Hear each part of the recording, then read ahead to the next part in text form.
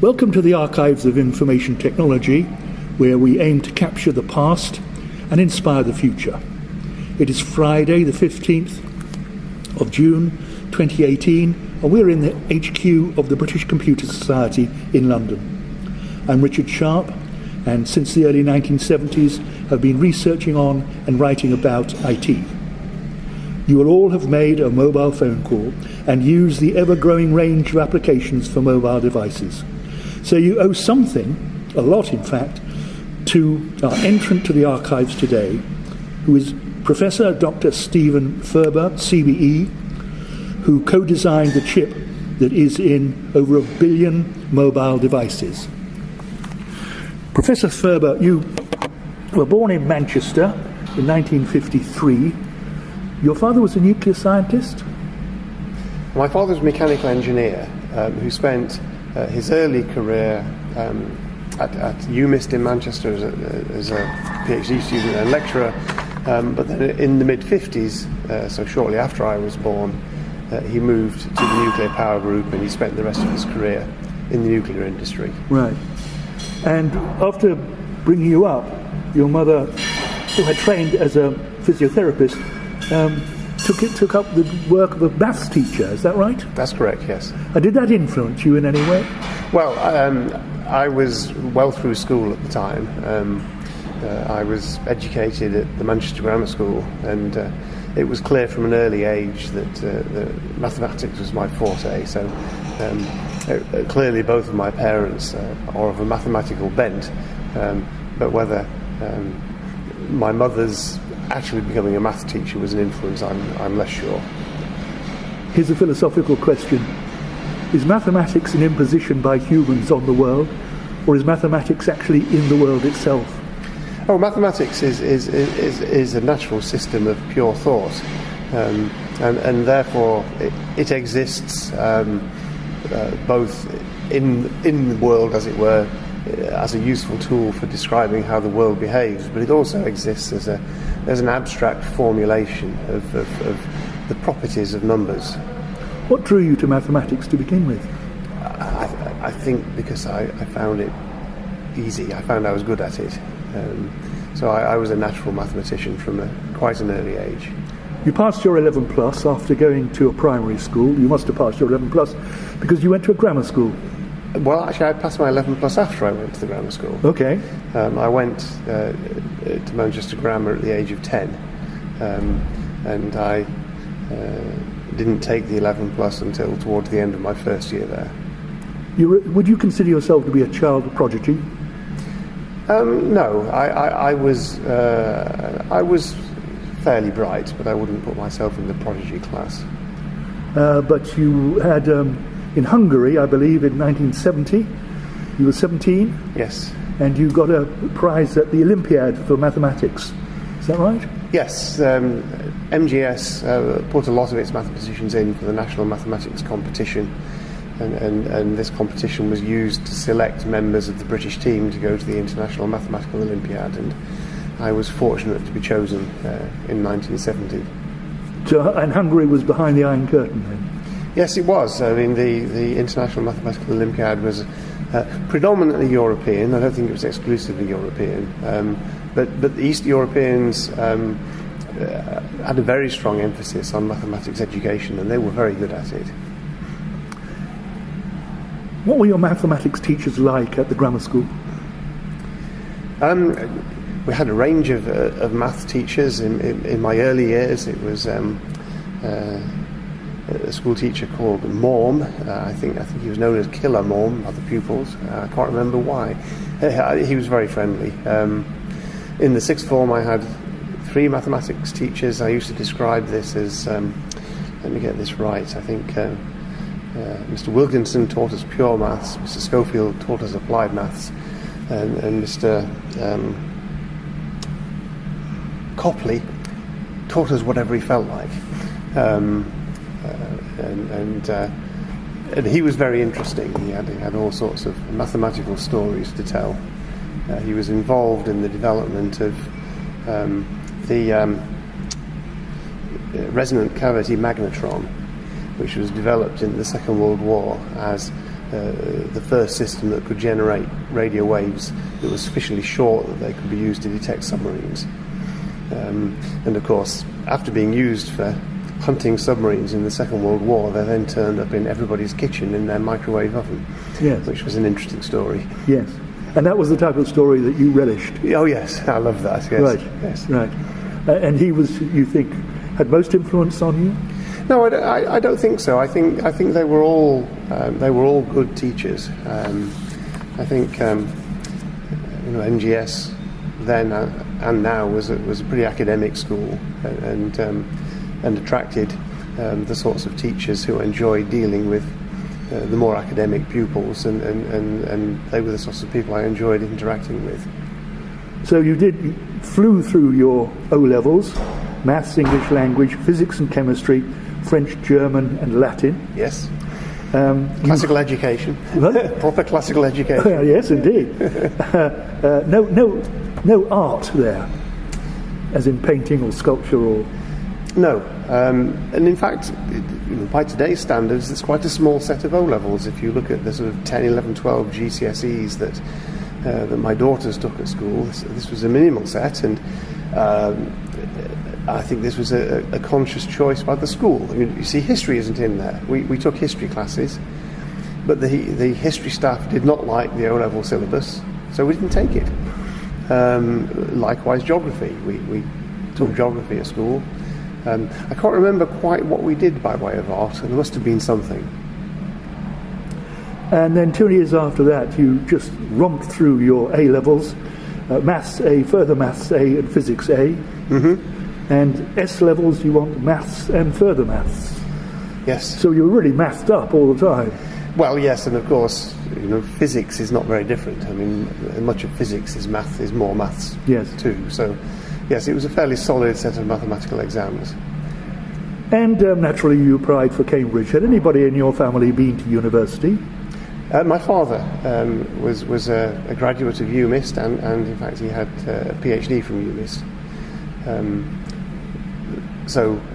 And before me, my elder sister had gone to York to study maths. So you see a trend here.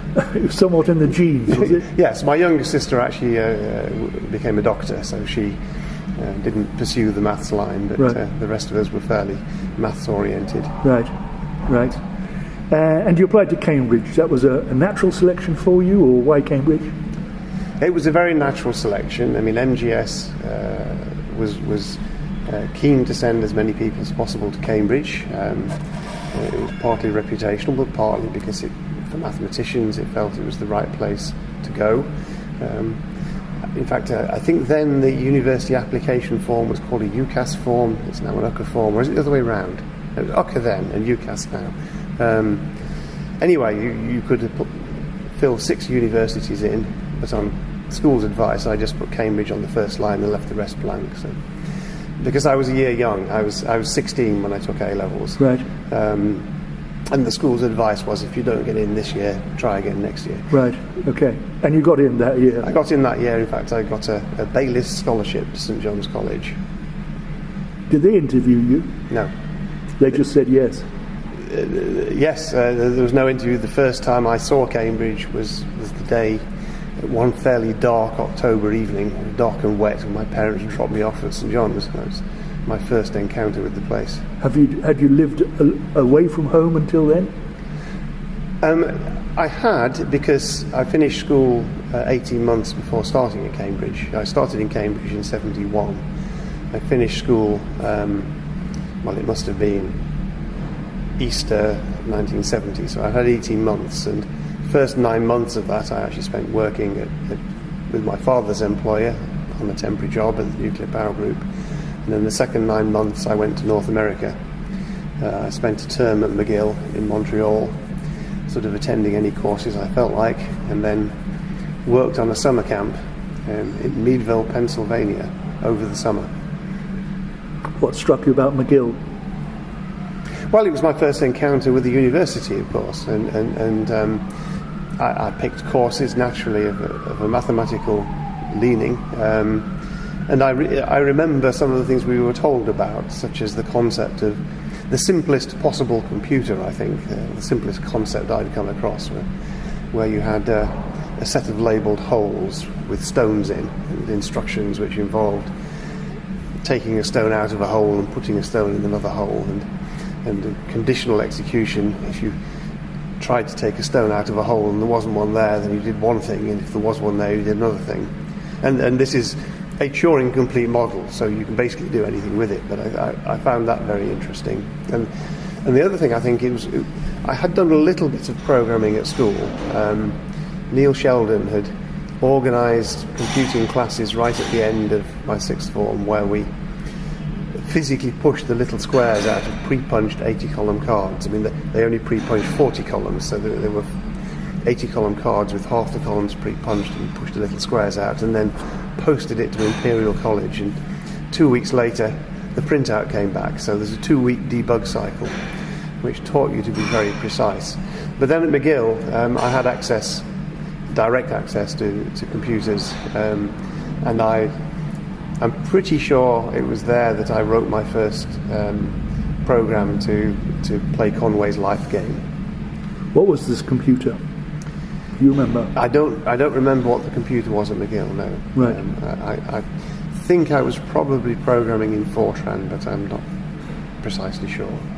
How many languages can you program in?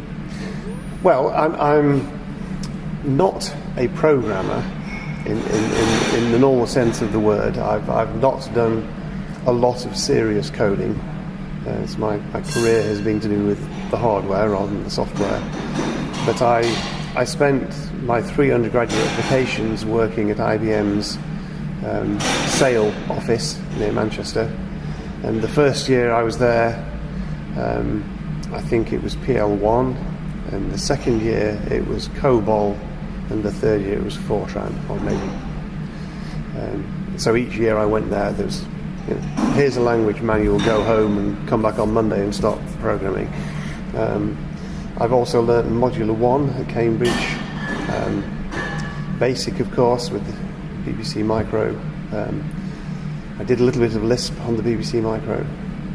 And these days, my main programming, when I do it, which is not very often, is in either Python or Java or C.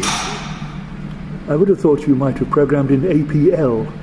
That would have perhaps been your forte, being a mathematician. I don't think I've come across APL. Of course, I've used MATLAB as well. Right. What do you think of C as a programming language? Well, I think C is sort of thinly disguised assembly code. It's quite a nice language if you need to keep very close to the machine. On the Spinnaker project, which I guess we'll get round to at some point, the runtime code is all written in C because it's real-time code. It has to be very efficient. You can measure the number of the amount of time available for a given routine in 2 figures of clock cycles, and a lot of languages don't allow you to know when you write the code how many clock cycles it will take to execute. The control stack for Spinnaker is all written in Python. I would have thought you liked that, getting really close to the hardware. So C is... Oh, I do, yes. And in fact, my team often looks under the compiler and sees what assembly code it produces and groans and improves it by hand there. Yes. I once had to try and rewrite a compiler on a commercial project because the compiler, which was for COBOL, was producing such garbage. Yes. Well, the particular problem we have with the GNU C compiler for ARM is we need its fixed point library for some of the stuff that runs on Spinnaker. And the fixed point library is relatively recent and relatively clunky. You got a first in your BA in maths from Cambridge. And you went on to do Maths Part 3. Yes. What does that mean in Cambridge talk? Well, in Cambridge you take a tripos. Okay? And a tripos is, the name suggests, comes in 3 parts. And the standard undergraduate degree, the first year is Part 1A, and the second year is Part 1B, and the third year is Part 2. So you've done your 3 years and you get your bachelor's degree, but you've not completed the tripos. And so there's a fourth year, part 3 of the maths tripos, which a relatively small proportion of people go on to take. But if you, for example, want to carry on to take a PhD in maths, then you have to do part 3 maths. At that time, it was not, you didn't get a qualification at the end of it. Mm-hmm. You just did part 3. 35 years later, the university decided that part 3 was worth a master's. So I got my M Math from Cambridge. I took the course in 1974-5, and I got the degree in 2010. Nice piece of paper to have. Yes, and of course, the convention at Cambridge is that when you receive a degree, you wear the gown of your highest previous degree, which in my case was a PhD. So I wore my PhD gown to receive my master's degree, which was... Not as if you needed the piece of paper, because by then you were a CBE, Fellow of the Royal Society, Fellow of this, etc., etc. But nice to have. Yeah, it was interesting to go back, and of course the maths department had moved out into completely new buildings, and it was very nice looking around. Their old buildings were fairly depressing. The old Cambridge University Press buildings on Silver Street. Right. They have much nicer premises now. And then you did your PhD on aerodynamics? Yes. What drew you into that? Well, I in the course of part 3 maths, I had some interesting teachers, lecturers. I had to do a project in part 3 maths, and the project I chose was on the intermittent flight of birds, and my supervisor for that was Sir James Lighthill. And so the idea here was, if you observe small birds, you see they don't fly continuously, they fly in little bursts and fold their wings up and follow a projectile trajectory between flapping the wings. And I did some analysis to sort of show why this was beneficial in energetic terms. But one of the courses that was normally offered in part 3, but was not offered the year I took it, was a course on aeroacoustics given by Professor Fabs Williams from the engineering department. But I thought this sounded closest to my interests. I'd always had an amateur interest in aeroplanes. I flew model aeroplanes as a teenager, and so I contacted Fabs Williams and asked him about PhD opportunities, and he was happy to take me. So I changed from maths to the engineering department for my PhD. But with this solid grounding in maths, so that really didn't faze you? No, I was a fairly theoretical engineer, although I did end up doing some real experiments, but the basis of my PhD was theoretical. Right. And it was... it had strong links with Lighthill, who I'd worked with in part 3, because my PhD is entitled "Is the Weisfo Principle Exploitable in Turbo Machines?" And Torkel Weisfo was a biologist who'd studied the flying motions of a whole range of animals, and he discovered this tiny wasp, the chalcid wasp, which is important in the control of aphids in greenhouses, used a different flying mechanism from most other insects. And it basically, instead of just moving its wings back and forth, it actually clapped them together at one extreme of the motion. And Lighthill had done a theoretical analysis of how this clapping was actually beneficial, given the Reynolds number at which this fly operated. And it was that idea, Weisfo's observations, Lighthill's explanation, that I then took for my PhD as the starting point, and tried to think whether there were similar mechanisms that you could use to improve the efficiency of a jet engine. And that was 3 years' work? Yes. Thereabouts. So that was awarded in 1980 eventually? Yes. I mean, in those days, the 3-year PhD, the 3 years was treated fairly flexibly. I must have submitted it in 79, I think. Right.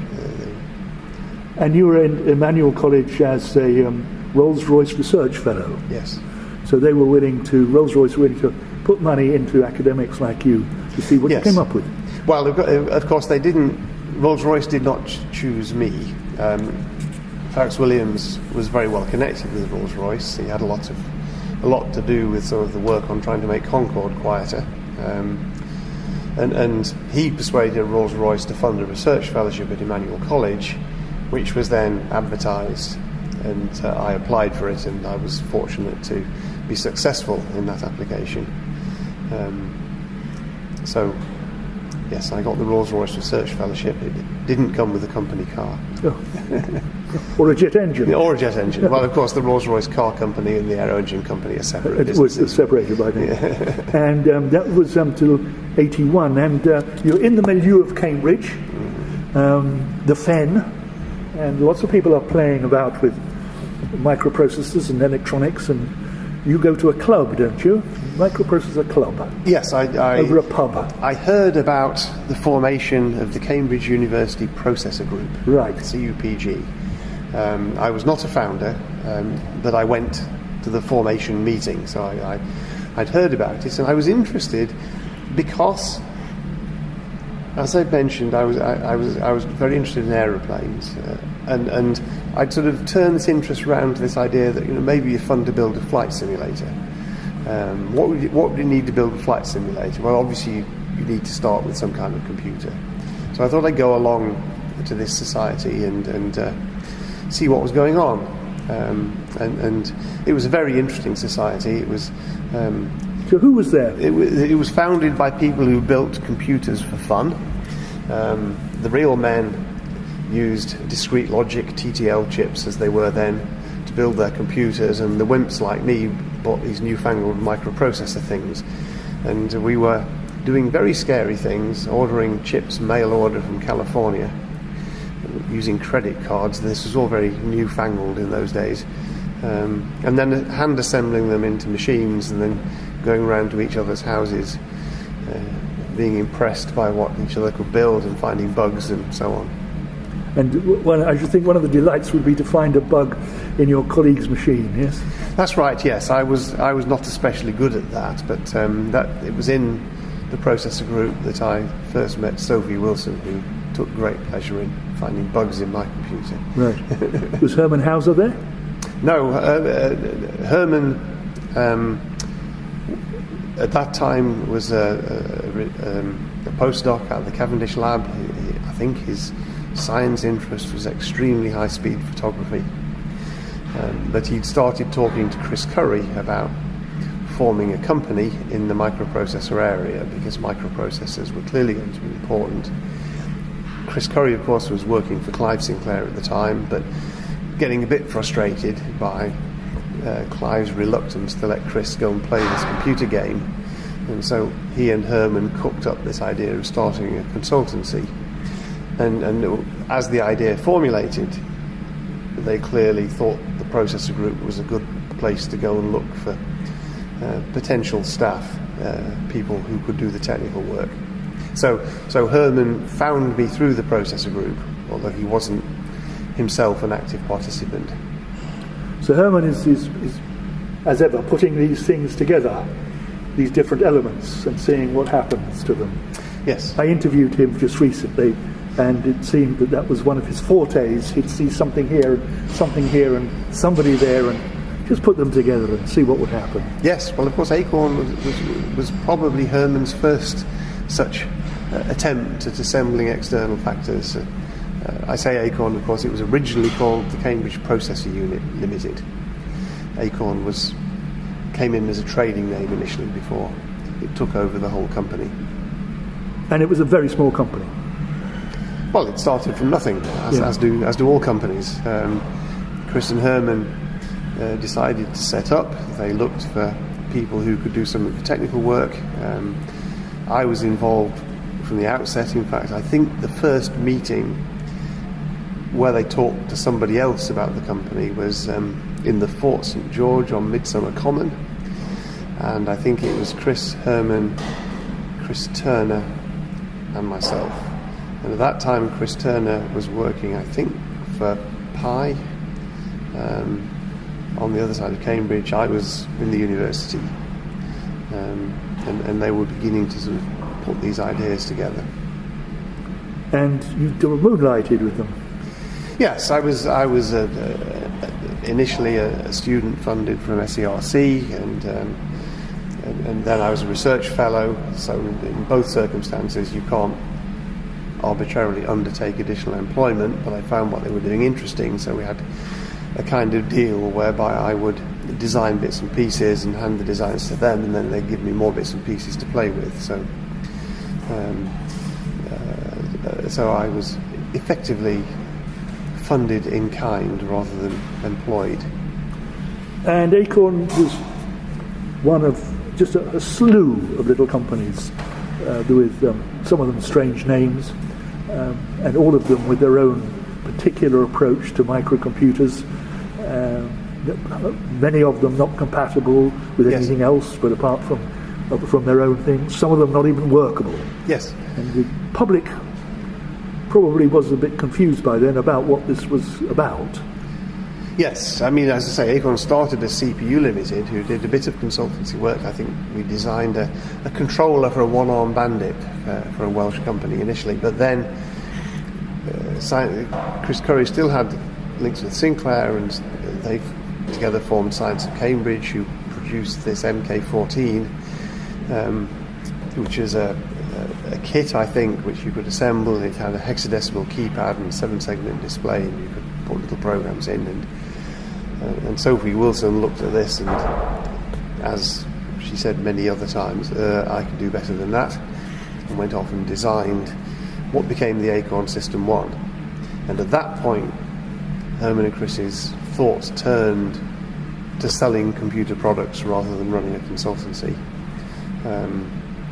And the Acorn System 1 was marketed as a kit, and sold in quite reasonable numbers, and the whole business moved over to that side.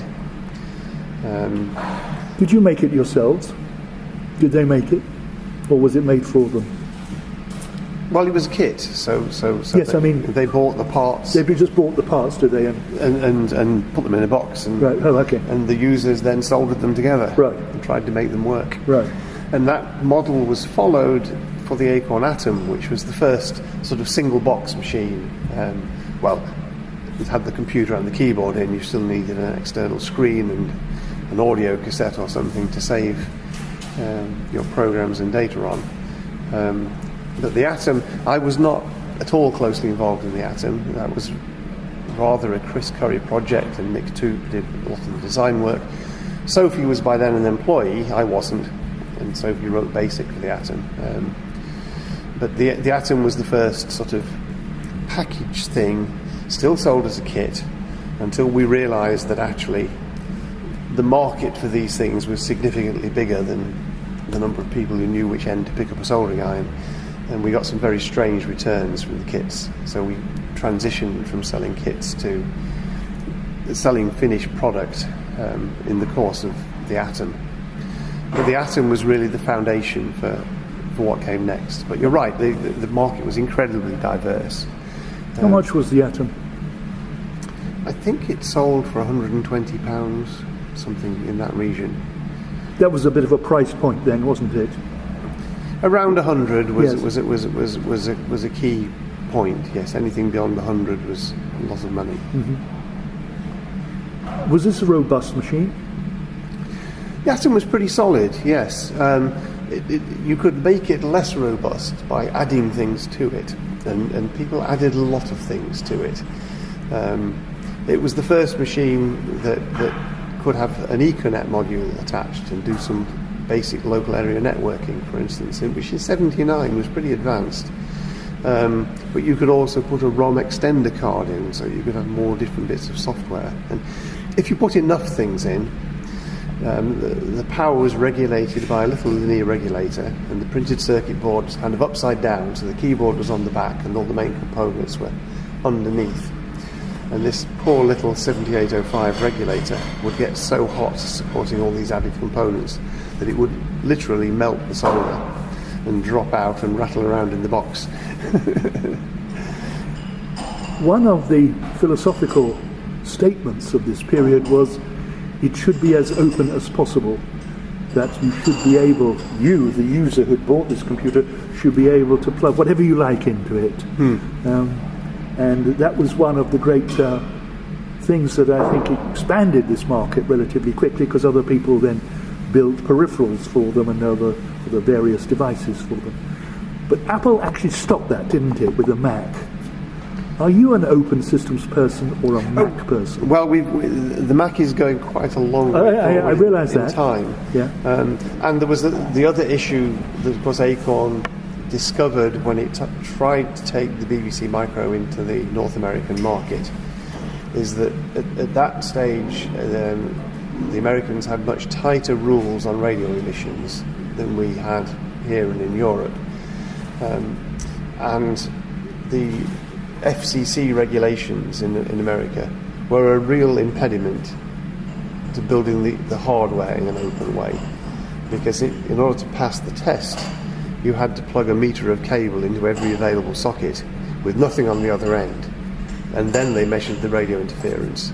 And so the more sockets you had, the harder it was to pass the emissions tests. Do you think that was deliberate?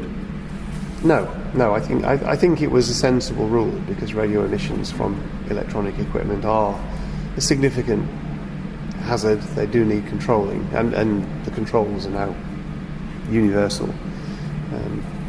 But then, the BBC Micro was designed to be extremely open. It had lots of connectors, but to make these pass FCC was very challenging. So here is the mighty BBC, Auntie, meant to be a rather slow-moving organisation, but some people at the BBC obviously see something here that is a new phenomenon, and they want to educate and play a role of education. And so they look around for someone to build them a microcomputer to go in parallel with their program on the TV. Yes. And they choose you, Lord. Well, they had been working with another company for quite a long time. I think they'd been working with Newbury. I don't know the details. Yeah. But the story I heard was that they'd become frustrated by the slow rate of progress of the New Brain, or whatever it was they were planning to build the programs around. And in the end, they became so frustrated, they decided they ought to throw the issue open. Well, I remember our correspondent at the time who knew this market tremendously well. And I remember him putting the phone down and turning to me and say, "The boys in Cambridge have got it. Herman Hauser and Chris Curry have got it, the BBC contract." Really? Yes. Yes. Okay. Well, I don't know too much about that side of it. What I do know from the Acorn side is that Chris Curry was able to attract the BBC's attention to at least get them to come and look. And then there was the famous weekend when Herman played Sophie and me off against each other, saying, "The BBC are coming on Friday, can we show them a prototype?" We hadn't even got a design at this point, let alone started to build anything. We had a sketch for a thing that we called the Proton, which was the successor to the Atom, which was a dual processor. And I got as far as sketching a preliminary circuit diagram. And by chicanery, he persuaded us to go for a prototype. And by the Friday, it was working. And in parallel, he'd got Alan Boothroyd, who'd done some of the industrial design for the Atom, to come and mock up a case for the BBC Micro. So 5 days later, when the BBC came, and I think the visitors included Richard Russell and I'm not sure who else, over here we had a prototype running code, and over here we had a case. This is what it'll work like in the case, this is what it'll look like. And clearly the rate of the fact we'd done that in a week was a factor in persuading them to back the Acorn horse. There's a common theme, it seems to be, with a lot of your work, and I call it pinpoint development. You don't necessarily like big teams. You don't necessarily think that big teams work. If you've got good enough people, a few of you can do some really remarkable things. Am I right? Yes, I'm not particularly negative about big teams. I've just never been involved in one. I do think if you have a key bunch of people to do the job, then getting a complex job done with a small number of people is probably easier than getting it done with a vast number of people. But my career is characterised by the fact that I've never been in a position to have a large team. Acorn was a small company. When we designed the BBC Micro, it was very small, perhaps 30 people, I suppose. And when we designed the ARM, Acorn was a few hundred people, but of course the team to design the ARM was still order 10. If you design a processor in industry today, you have teams of 100. I have no experience to know how to work that kind of process. Because I'm in a university, research grants are finite, and so we still have to work out how to do things with really quite small teams. How many micros did the BBC expect and plan to sell? Well, their initial discussion with Acorn, they were expressing confidence that 12,000 machines would be sold on the back of their programs. And how many did they sell? About 1.5 million. So 2 orders of magnitude is the sort of degree of error in the early estimates. Nobody anticipated the public appetite for computing equipment at the time that the early discussions were taking place. I mean, the BBC, I think, quite rightly felt their duty to offer education to the wider public, but they had no sense of the extent to which the public would lap this up and actually spend real money to back up their interest. And they did spend real money, large amounts of it. And you went on the road, did you not? Yes. And had a series of seminars which were crammed with people. Well, we took the show on the road. It was Chris Turner, Sophie and myself initially went to all of these. The first one was set up at the IEEE. It was then the IET in Savoy Place, and they have a lecture theatre which seats 700 or 800, I think, in the middle of the building. And the first talk we set up there was oversubscribed. I think 3 times the number of people they could allow in turned up, and there were people who booked coaches from Birmingham. As I say, the degree of public interest was just phenomenal in this. It was the first time the computer was taken out of the hands of the man in the white coat and put in the hands of the general public. So retrospectively, you can see why it was such a turning point in the development of computers, but then it was very unexpected. And they were becoming consumer devices. Yes. A lot of them found their way into homes. Yes. And I was totally puzzled by this because I entered the computer industry in the early 70s and I couldn't see what anyone would want a computer in their house for, but I was obviously very badly wrong. Well, a lot of people shared your views, I think. This was a common view, particularly of the more experienced professionals, who saw computers as work tools, and perhaps, well, why did they go in homes? Initially, it was just satisfying curiosity. People just wanted to familiarise themselves and see what these things would do. Very rapidly, of course, other factors came into play, and one of the big ones was computer games. Yes, one of the things that I remember is constantly being asked to get down on the floor and play with a Sinclair and plug it together for people because they thought I knew about these microcomputers. I knew virtually nothing about them. But you were quite happy and quite confident and comfortable with that transition into these domestic machines.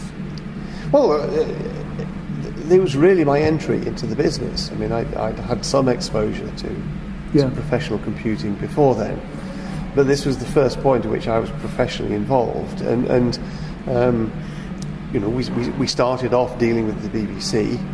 Then it became clear that the government was going to give significant backing for its computer literacy project, and so we were going to end up in schools in quite a big way. And then we were going into homes, but the thing basically just developed its own momentum, and there was no sense in which we were pushing. We were more sort of standing back and watching and trying to anticipate what the next move would be. so that we'd be ready for that. But we made a lot of commitments to the BBC, and we had to develop quite a lot of ancillary devices.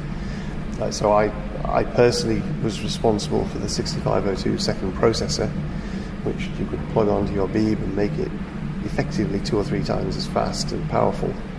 But there were other second processors. There was the magic Prestel box, okay, for downloading tele-software over the airwaves. There were variants for more commercial computing and so on. So the BBC had a lot of interfaces, and it spawned a lot of activity. Yes, some of it was third party, but there was a lot of add-on activity at Acorn as well. How were the people who had started by being enthusiasts, meeting over pubs and so on, able to run now an organisation of perhaps 400-500 people? Well, the organisation was run by Chris and Herman, and they scaled to that job quite well. They also, of course, employed professional managers to support them. So there were people with experience. So it wasn't just members of the processor group running the whole company. People were brought in from outside with relevant manufacturing and financial and other management experience to run the company as a serious going concern. But I think it's clear that Herman has an innate ability to scale to jobs of any scale. I mean, Herman was never fazed by anybody. He was quite interesting. He's very un-British in this respect, right? We tend to sort of, as Brits, we tend to be a bit respectful of people who are senior or who are royal or who are politicians. And Herman just treated everybody as another human being. So he could scale into these problems very effectively. Why Cambridge? Why the Cambridge phenomenon? Here's you, here's Sinclair, here's Pi just down the road.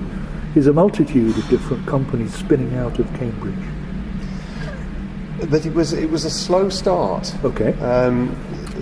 So if you what we now call the Cambridge phenomenon, Acorn was really right at the very beginning of that. And if you listened to the voices on the wind around Cambridge University, and you heard comparisons with Stanford, they would always say, well, you've got this great university, but where's your billion-dollar company? And there wasn't one.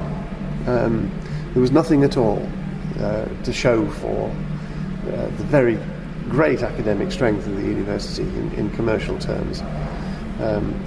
And even Acorn, I don't think Acorn ever grew to be a billion-dollar company. I think it grew and it waxed and waned before it reached that kind of scale.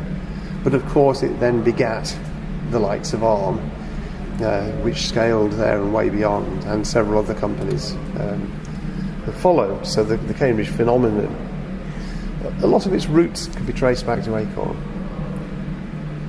So the BBC Micro comes out in 1981. It's a big success for Acorn, big success for the BBC. Quite a bit of money made in it, I imagine.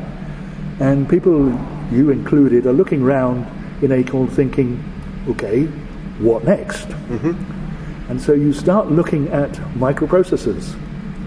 And you're not very impressed by what you see, are you?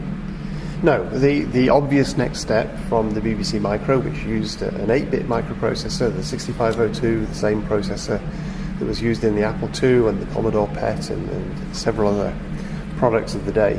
The next step was obviously 16-bit. And this was driven by what was becoming known as Moore's Law. The number of transistors you could put on a chip was doubling every 18 months to 2 years. And so the amount of functionality you could put on there was growing at that rate, and going from 8 to 16 was a natural progression. But we looked at all the 16-bit processors that we could buy off the shelf, and we didn't like any of them. Of which there were quite a few. Yes, there were processors such as, I think, where was Intel at that stage? Probably 8186, probably coming on to 286. Motorola had the 68000. National Semiconductor had them. National Semiconductor had a design that was initially called the 16032, but was later became the 32016. They changed the name without changing the internals much. And there were several others around at the time. And all of these had microarchitectures which were to some degree based on the very successful mini-computers of the 1970s. So the mini-computers had shown how you scale a machine up from quite small to significant computing power, and epitomised by the digital VAX 11780, which was the original 1 MIP computer, 1 million instructions per second. And the 16-bit microprocessors were trying to emulate that direction of progress. But this had, in our eyes, two significant drawbacks. The first one of which was their real-time performance was very poor. And real-time means if you generate an interrupt, how long does it take the processor to respond? And we used interrupts very extensively on the BBC Micro. The 6502 had a good response. These other processors were much slower to respond because they adopted these very complex instruction sets styled on the mini-computers. And the random fact I remember is that the National Semiconductor 32016 had a memory-to-memory divide instruction which took 360 clock cycles to complete. And it was running with a 6 megahertz clock, so that was 60 microseconds during which that processor was not interruptible. Now, a standard floppy disk delivers a byte every 64 microseconds with an interrupt, and a double density floppy disk delivers it in half that time. So you couldn't even handle a double density floppy disk with interrupts on the 32016. Of course, there was a solution. They would sell you a DMA controller or something. So you could pay more to get more hardware to solve the problem. But we thought that was the wrong answer. The second thing that was equally important was we'd done a number of tests on a number of microprocessors that drove us to the conclusion that the thing that determined the performance of a computer more than anything else was the computer's ability to access memory bandwidth. And as far as we could tell, performance scaled with this and not much else. So if you got a 6502 with as much bandwidth as a 32016, it was just as fast. Even though the 32016 had a, quote, nice instruction set, and the 6502 had a rather simple 8-bit one, that made no difference to performance. And memory was the most expensive part of a personal computer, and these 16-bit processors did not make the optimum use of that memory. They were slower than the memory, and this was clearly the wrong answer. So poor real-time response and poor use of memory. And we were scratching our heads about this problem when I think it was Herman dropped some papers particularly from Berkeley, but also from Stanford, on our desks, where Dave Ditzel and Dave Patterson were expounding the virtues of what they call the reduced instruction set computer. And the thesis they were expounding was that the mini-computer style architecture was the wrong answer if the goal was to put the whole processor on a chip. The number of transistors that it took to implement these complex instruction sets did not leave enough transistors to do some more important things. And when you say complex, scale that for me. What would a RISC chip have as an instruction set? How many instructions? Well, that's a hard question to answer exactly as you posed it, but we're talking about complex instruction set computers. The KISCs, they would have instructions which were something like enter subroutine, or save this set of registers on the stack, or do this other complicated thing. The RISC processor would do something much simpler. The way you'd enter a subroutine would be to do a branch, but you'd have to save return address, so you'd have branch and link, but that's all that instruction would do. If you then needed to save some registers to get some space to do some work in the subroutine, that would be another instruction, or maybe several instructions to push a number of registers onto a stack. So the subroutine entry, instead of being a single high-level complex instruction, would be broken down into a sequence of small, simple instructions. And it sounds like it's less efficient. I mean, the complex processors were doing the thing that was the flavour of the day, which was called reducing the semantic gap between the instruction set and the high-level language. And RISC processors were going the other way. They were increasing the semantic gap. But the argument was, if you kept it simple, then you could use your transistors for things that were much more important than a complex instruction set. Basic things such as pipelining the execution. And the thing that on RISC that had the biggest impact on throughput was pipelining. Pipelining meaning? Pipelining means that instead of executing the instructions by doing the fetch, and then you decode the instruction, then you execute it, then you store the results, and then you fetch the next instruction. With a pipeline, you fetch an instruction, then while you're decoding it, you fetch the next one. And then while you're executing the first, you're decoding the second and fetching a third.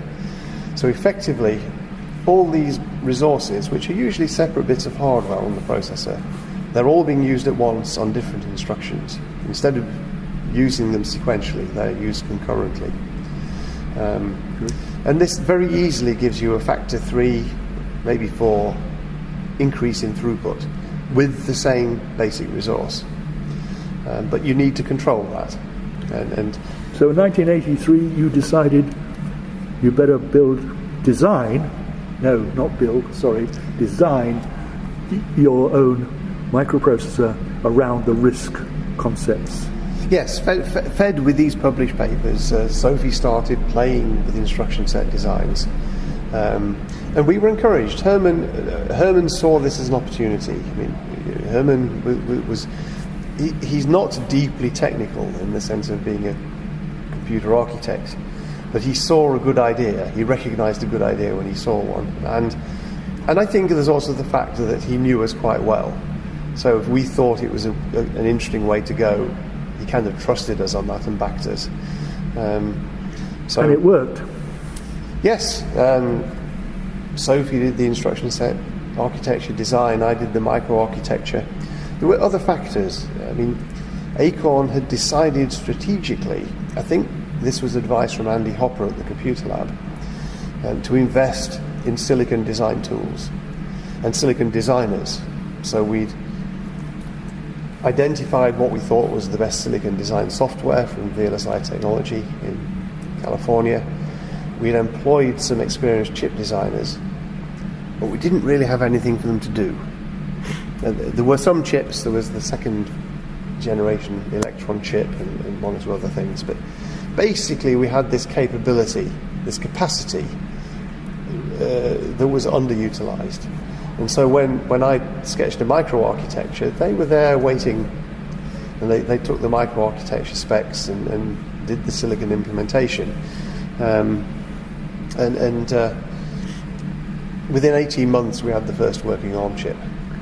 April the 26th, 1985. That is the correct day, yes. You got your first chips back from VLSI. Yes.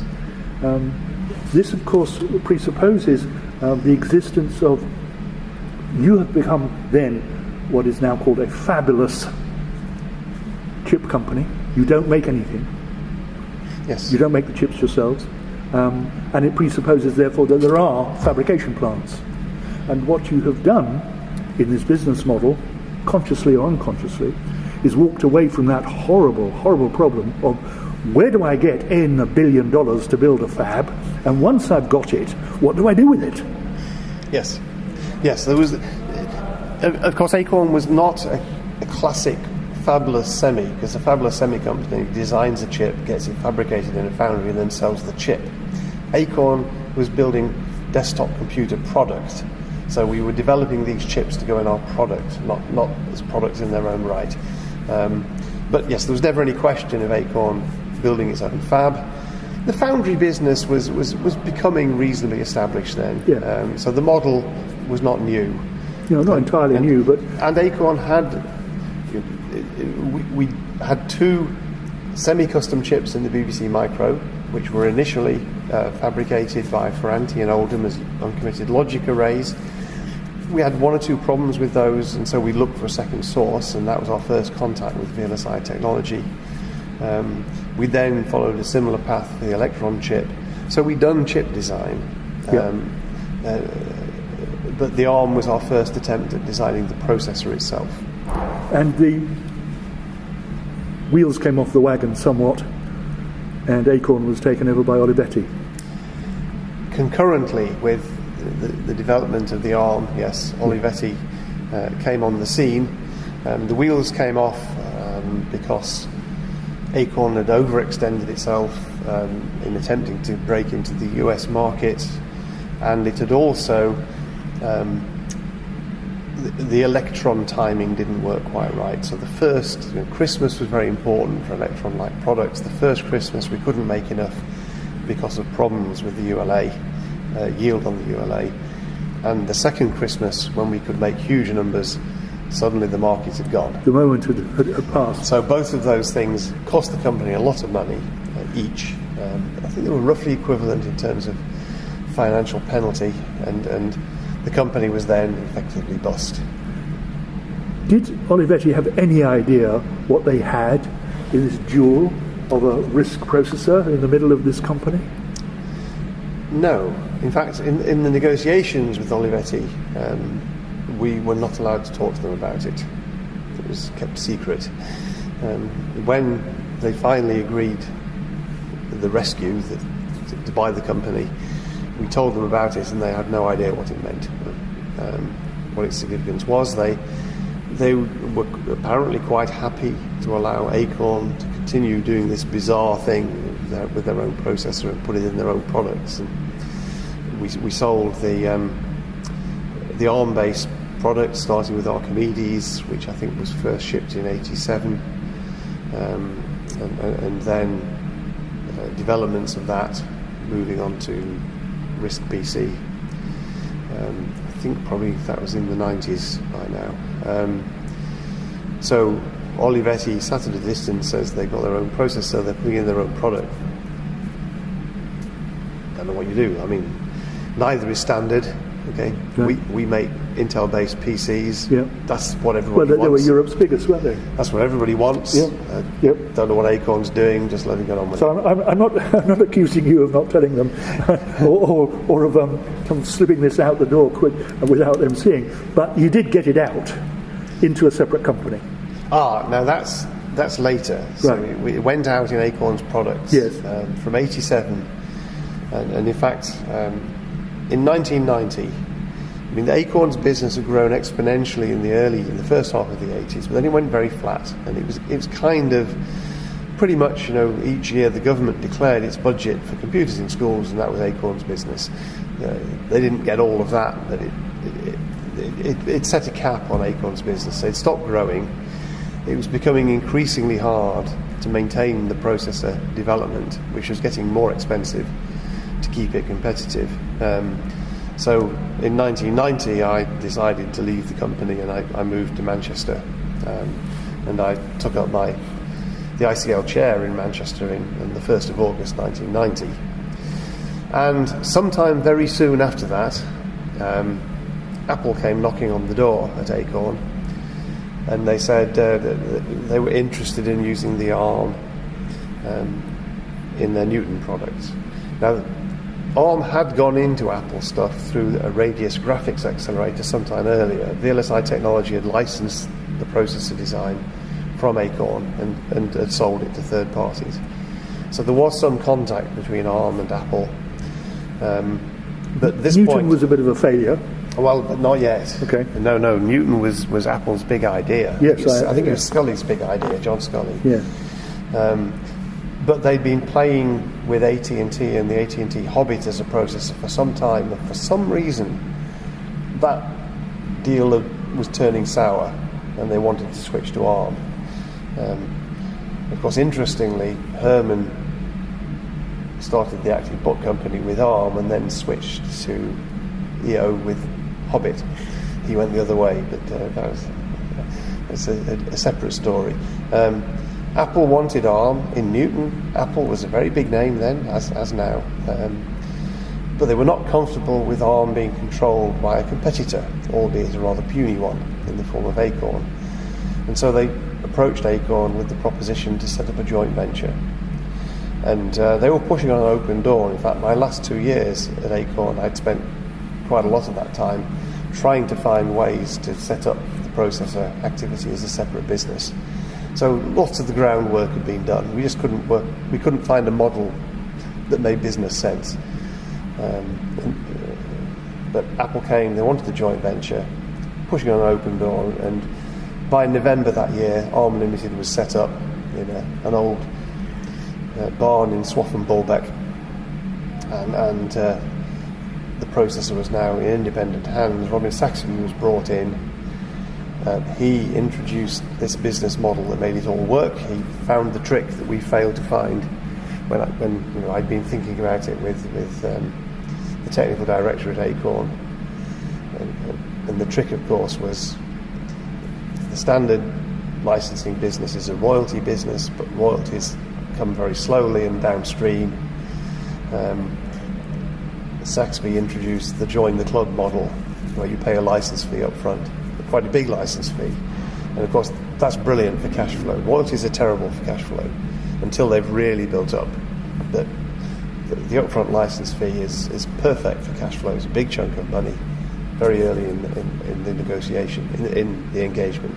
And as he's told the archives, this is Sir Robin Saxby, over my dead body will we make those chips. We're only going to design them. Yes. I don't think Arm Limited ever thought about manufacture. Again, actually, it's almost economically impossible to contemplate setting up manufacture in the UK because the investment is so huge. So you move back to Manchester. Yes. And that gives you, therefore, a pretty well unique perspective. The two holy grails of computing, of computing history in the UK are Cambridge and Manchester. Yes. Manchester with the Atlas machine, Manchester with the baby machine, Manchester where Turing had gone, Cambridge, of course, with the mathematical laboratory, Cambridge with all that was going on in the Silicon Valley. Can you, very briefly, compare and contrast Manchester and Cambridge? I can. I have allegiances to both. I was born and brought up in Manchester, and I've now worked there for more than a quarter of a century. Spent 20 years in Cambridge, at the university, and then at Acorn. And I think when I came to Manchester, in fact, that was really the first time that I sensed this historic tension. There was a bit of competition and some ill feeling, I would say, going back to the very early history of computing. And some of that boils down to the, who really built the first stored program computer.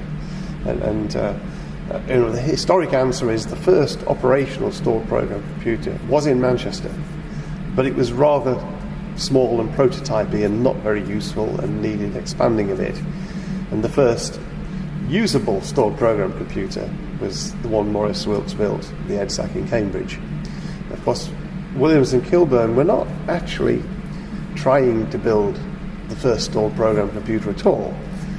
They had this idea for memory based on cathode ray tube storage, which they'd used during the war in analog form for radar.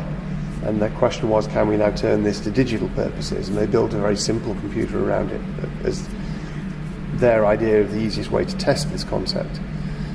But Manchester can certainly claim the first operational stored program computer, and Cambridge it can clearly claim the first stored program computer that could support a sensible user service. And both of those are important. Now, since then, of course, Manchester has a continuous tradition of building big machines. And that isn't evident at Cambridge. I mean, by the time I got to Cambridge, EDSAC was long gone. The computing service was using Titan, which was actually basically a Manchester Atlas machine. And they were in the process of buying an IBM computer. So their dabbling in building machines was really a one-off with the EDSAC. That was the first and last big computer. Roger Needham did lead a project to build a capability machine, I think, in the 80s. But Cambridge's contributions were very diverse. Andy Hopper's work with high-speed networking, it was highly influential. Manchester kept building machines. And you had Ferranti beside you as well to help you. yes, of course. So you say we.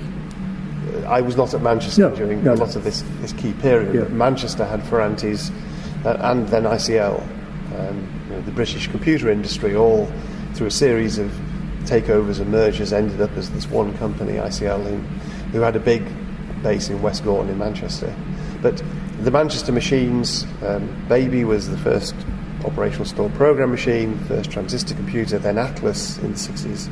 Probably the most impressive Manchester machine, actually. If you want a real Manchester flagship, it was Atlas. It was a transistor machine.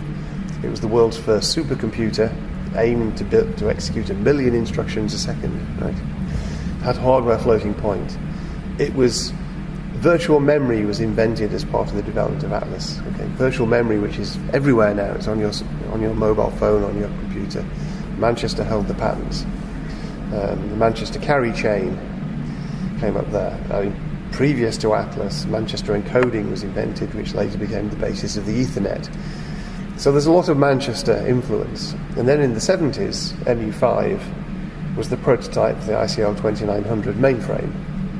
And the UK's local authorities, Inland Revenue, all ran on ICL mainframes pretty much through to the end of the 20th century. So these big machines were very influential. And Cambridge's influence you can feel in all sorts of other dimensions. Manchester really owns the big machine story. Okay. And it didn't end with MU5. I mean, in the 80s it was data flow, which turned out to be a bit of a dead end, but was very... there's a lot of interest around the world. MIT was also in data flow at the same time. And then I came in the 90s, and we went from designing big machines to chips, but now with Spinnaker we're back in big machines again. Two things that you've really contributed a lot from your move into Manchester was the Amulet microprocessor series. Yes. Can you tell us about that? Yes, Amulet was a series of research projects, principally funded from the EC-FET program. Originally it was the Open Microprocessor Systems Initiative, which Acorn and INMOS were instrumental in encouraging the EC to set up. The Amulet processors were ARM-compatible microprocessors, so we didn't redesign the instruction set architecture. We stayed compatible with that so that all the software tools would work for us. But their fundamental difference from the commercial ARM processors is that they were clockless. So generally you think of a processor and you say, my PC has a 2 gigahertz clock. Well, the Amulet processors had no clock. They were designed on a principle where they timed themselves, they did things as fast as they could, and all parts of the circuit interacted. There was no global synchronization. And asynchronous technology is very interesting. In some sense, the clock, the role of a clock in a chip is to slow the fast bits down so that the slow bits can keep up. Right? Everything has to run at the same rate. And in asynchronous design, you move away from that straitjacket. You can potentially do things much more energy efficiently because you only use activity where you need it, rather than having a clock buzzing away everywhere all the time. And particularly significant is they have very good radio interference advantages. The clock, by synchronizing everything, causes all the little current spikes to line up, add up, and generate as much interference as possible. By desynchronizing them and actually not locking them to a particular frequency, you get something which is much lower interference, a very broad spectrum. So there are lots of advantages, and we demonstrated this fairly convincingly. There's a global asynchronous design community. We weren't the only people by any means in this game. But by the end of the 90s, it was clear that processors had moved from being sort of manually designed hard bits of design to being synthesized. So ARM started off marketing the ARM as hard macros. By the end of the 90s, they were moving entirely to synthesized cores. And the state of tools for synthesizing asynchronous circuits was much less developed than the state of tools for clocked circuits. So at that point, we shifted the emphasis a bit from designing the cores by hand to designing tools, and then it proved very hard to compete with industry because there were huge resources going into conventional tool flows. So the Amulet processors kind of occupied us nicely for the 90s, and we did some nice work there, but nobody really managed to make a commercial success out of asynchronous design. There have been some interesting recurrences recently. So we're now in the neuromorphic space, and the two commercial competitors in that space are IBM with True North and Intel with their Loihi chip, and both of those are fully asynchronous digital designs. In fact, Loihi, one of the key designers, was one of the people we were working with in the 90s. He set up a spin-out from Caltech called Fulcrum that built very high-speed network switches using fully asynchronous techniques. They were bought by Intel, and now he's popped up close to our current space because of the asynchronous nature of the neuromorphic system. And Spinnaker. Yes. From 2000 onwards. Let's get lots of ARM chips in the same room and have them communicate and really flood this thing with... What can you do with 1 million processors? Yes. The motivation for Spinnaker is I've been designing conventional processors for several decades. They became 1,000 times faster, but they still struggle to do things which we humans find easy, even when we're babies. So what's the difference between a computer and the brain, which is how we do it? So I got interested by that question, and I got a particular grant from EPSRC to look at associative memories, which I've always liked in digital systems, but I wanted to make them less brittle, softer. And every way I looked at trying to make a sort of soft associative memory, I found I was just reinventing neural networks. So at the end of that, I threw in the towel and said, I must be interested in neural networks then. And what can we do as computer engineers to contribute to the world progress in neuroscience, and in particular in computational neuroscience? And that led to this idea of what kind of machine could we build that will make a difference. Well, brains are big, they're very complex. We each have 100 billion neurons inside our heads with 10 to the 15 connections, and all our memories somehow are stored in how these connections form over our lives. So it's big. So clearly the machine has to be scalable. Well, how do we make sure we make it scalable? Well, let's set a big target, and the target was, what could we do with 1 million ARM processors for real-time brain modeling in a single machine? And 1 million was an arbitrary number. It was clear from the outset that with 1 million you barely get to 1% of the scale of the human brain, although you're past a mouse brain by then. The mouse brain is very conveniently quite like the human brain, but 1,000 times smaller. And so that was the motivation. What can we do with 1 million processors? And how do you do the interconnect was the big question, because that's the question that people have wrestled with in the past when they've tried to build this kind of machine. And we came up with what I still think is the best answer available to how do you do the connectivity. And all the competing neuromorphic platforms that we see out there, even from IBM and Intel, I think are still lacking on the connectivity question, to which we found a very effective answer, which is the heart of Spinnaker. So if you look at a Spinnaker machine, we put 18 processors on the chip, 48 chips on the board. That's 864 processors on the board. We've got 1,200 boards in a machine, and that's 1 million cores. Okay, that's how you do it. But the innovation in Spinnaker is how these processors talk to each other, and that's the interconnect network.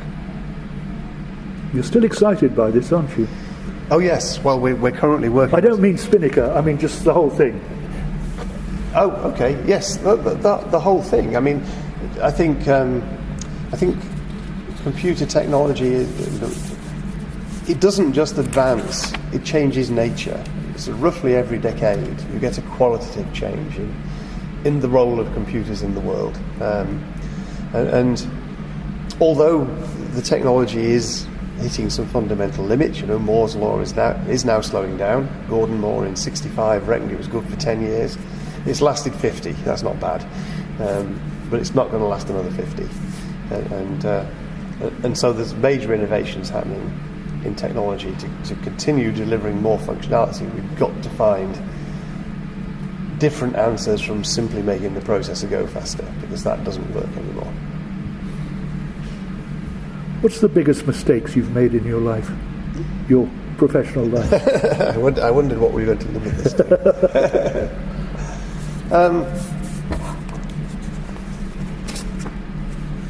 Well, I don't know. I mean, one answer to that is a very technical answer, which is with the 6502 second processor. I designed it initially in such a way that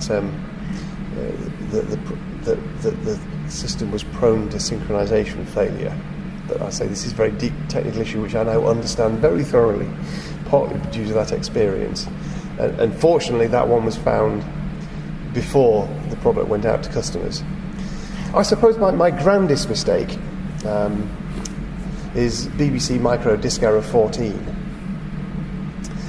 And the story there is, I built, when I was doing my little bit of moonlighting, I built the first hard disk controller using the Intel 8271 floppy disk controller. I didn't mean hard disk, I meant floppy disk. And I got this going at home, and I read the data sheet very carefully and set up all the parameters and got it to work, and took it into Acorn and said, look, I've got a floppy disk controller here, and they took it over. And this thing found its way into Acorn product and then into the BBC Micro. And 5 years later, with 1.5 million BBC Micros in the field, there were strange reports of disk error 14 happening rather more than we'd liked. So it was investigated, and it turned out to be my fault. Oh dear. And the reason is because when I'd read the data sheet and set up the parameters, I got one of them wrong. Nobody had checked them 5 years and 1.5 million BBC Micros later. Nobody checked these numbers. So I don't feel that guilty about it. I was just knocking something up in my back room to prototype. But the consequence of this parameter being wrong is I got each track on the floppy disk is divided into sectors, and between the sectors there's a gap. And I'd made that gap slightly too big, which sounds fine, except of course when you get back around to the beginning, that gap between the last sector and the first sector is then too small. And if your floppy disk is there's a tolerance on the rotational speed. Yes. And if it's been formatted on one floppy disk drive with one speed, and then you write it on a different floppy disk drive at a different speed, and you write that last sector, and it's going slower or faster, I can't remember which. If that gap is too small, you overwrite the header of the first sector, and that was disk error 14. Suitably technical. Horribly technical, I'm not sure. You have been used by government. I don't mean used and abused. You're the specialist advisor to the House of Lords Science and Technology Committee, inquiring into microprocessor technology. You are editor-in-chief of the BCS's Computer Journal. Mm-hmm. So you are spread wide, and I'm very interested in your appreciation of the future, because in this latest edition of the Computer Journal, of which you are the editor-in-chief, it focuses on computer security issues. 7 of the 12 papers are from China. Mm-hmm. Does that worry you? We are concerned with the Computer Journal in general that we're not concerned that we get a lot of submissions from China and also from India. What we are concerned about is that we don't get as many submissions as we like from the UK and from Europe. And some of this is the biblical statement that a prophet is never recognised in his home country, that the Computer Journal is not held in as high esteem at home as it is abroad, which is an interesting observation. But I think your question was perhaps pointing particularly at the computer security issue. Not only the computer security issue, but also isn't the future in the east rather than the west, or here. ARM has been bought by a Japanese company. The Chinese are ploughing ahead with computer security issues. Well, the Chinese are very active. In fact, if you read a different report, the report of the Council of Advisors on Science and Technology to the US President, they wrote a report back in January 2017. It was a different US President then. But a very strong characteristic of that report is paranoia about Chinese progress in computing. And there's no doubt the Chinese are making spectacular progress. You know, if you look at the top 500 supercomputers, number 2, Tianhe 2, is in China. That uses American technology, and it was due an upgrade that the Americans imposed an export ban on the upgraded components. Number 1 in the list uses entirely Chinese components, and it's 30 times faster and 3 times more efficient. And it's not being made or designed in Manchester. No, that is not. That's entirely Chinese. Is there not an irony in that you've made a massive contribution to computer science in this country, but you are the ICL professor of computer science, and there isn't such a thing as ICL any longer? No, ICL, as far as I'm aware, exists only in 2 forms. One is my chair, and the second is a pension fund. Of course, what was ICL is now owned by Fujitsu, was bought by Fujitsu, and is still operational in this country, still quite a significant business, but the name is no longer there.